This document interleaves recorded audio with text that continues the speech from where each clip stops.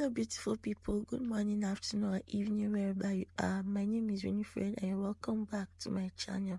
In today's video we are going to be learning how to make this beautiful kaftan with puffy sleeves. So without too much talking, let's get to the honey of this video. Let's go. I love you. Hey beauty, welcome to my channel.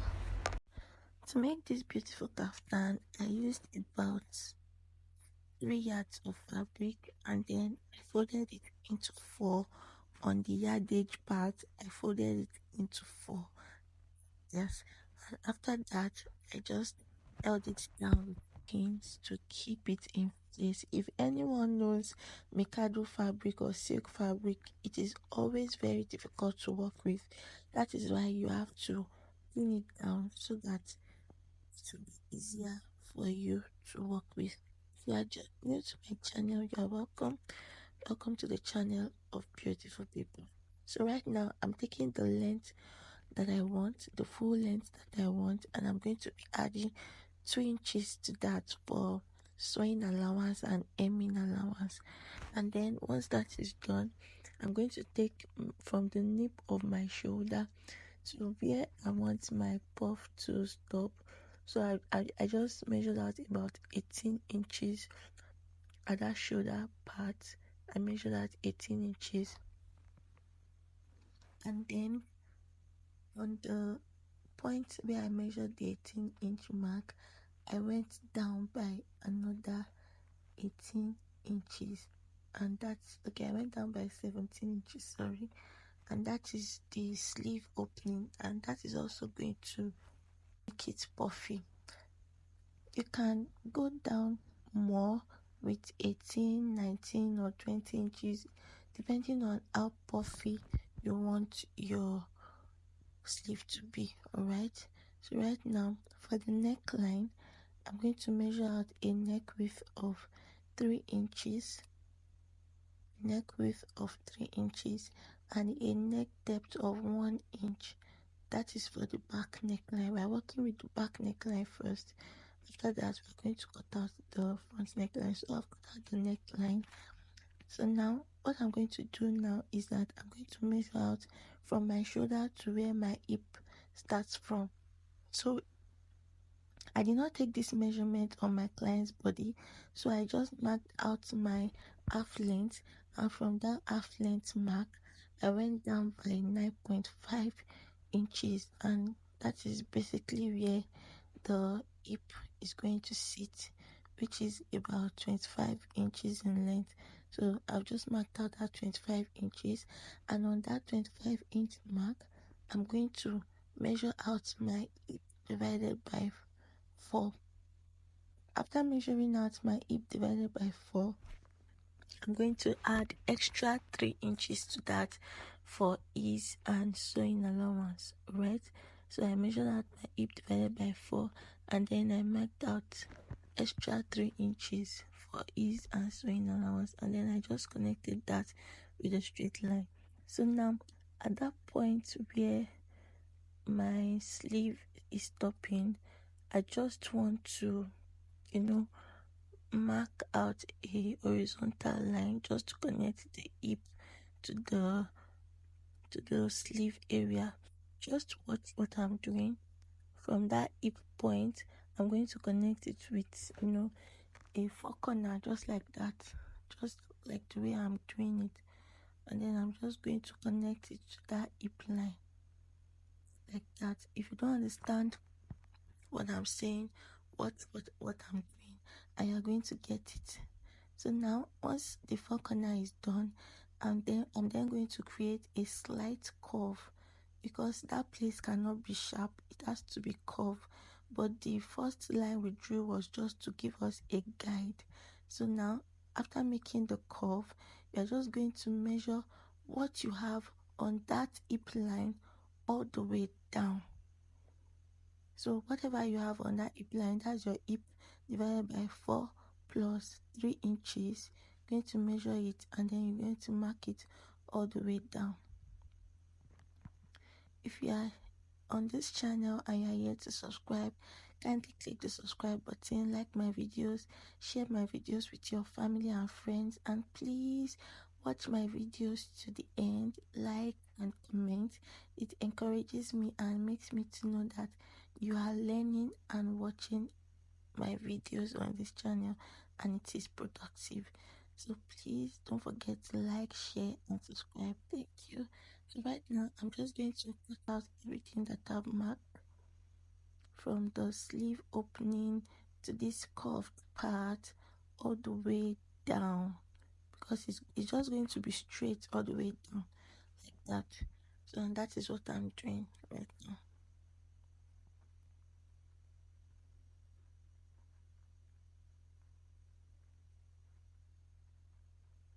So I'm just going to cut it all the way down.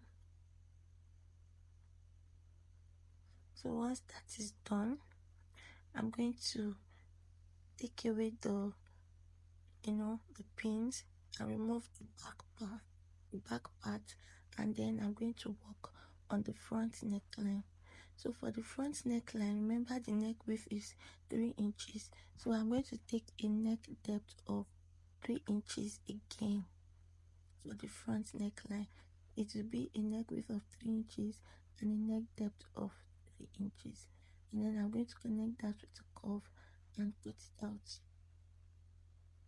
So after doing that, the opening in front, you're just going to come down from the neck by 4 inches, and then you're going to slit it open.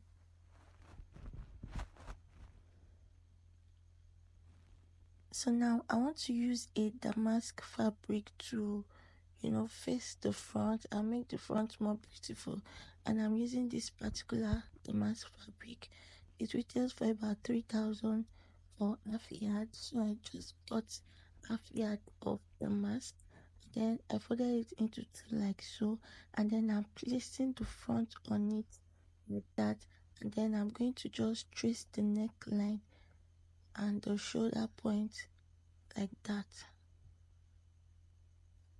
So if you don't understand what I'm saying, watch what I'm doing closely, and I can assure you that you are going to get it. So align it properly and then cut the neckline. Just trace it out, trace the shoulder, and then slit the opening also. So once that is done, I'm going to take off the front panel, and then for the facing, you're going to mark out your shoulder to your half length plus 1 inch.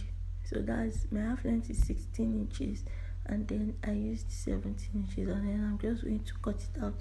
So there is no shape for this, there's no paparazzi, it's just a square or rectangle or whatever. It's just straight like that.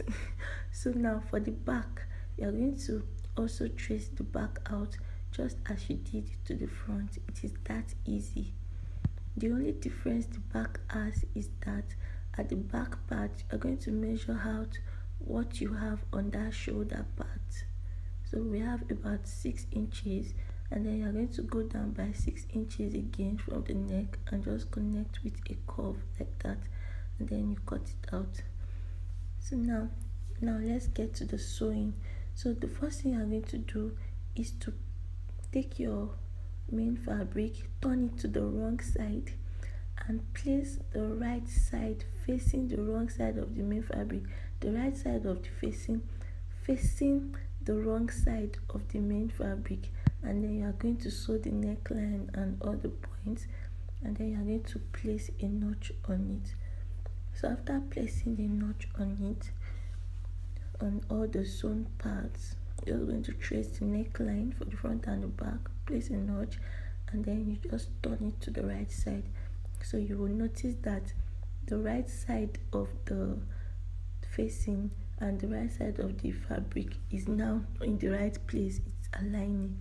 All right, don't get it wrongly, just take your time and you will get it. So now it's aligning properly. Now what I'm going to do now is to give it a very, very good ironing.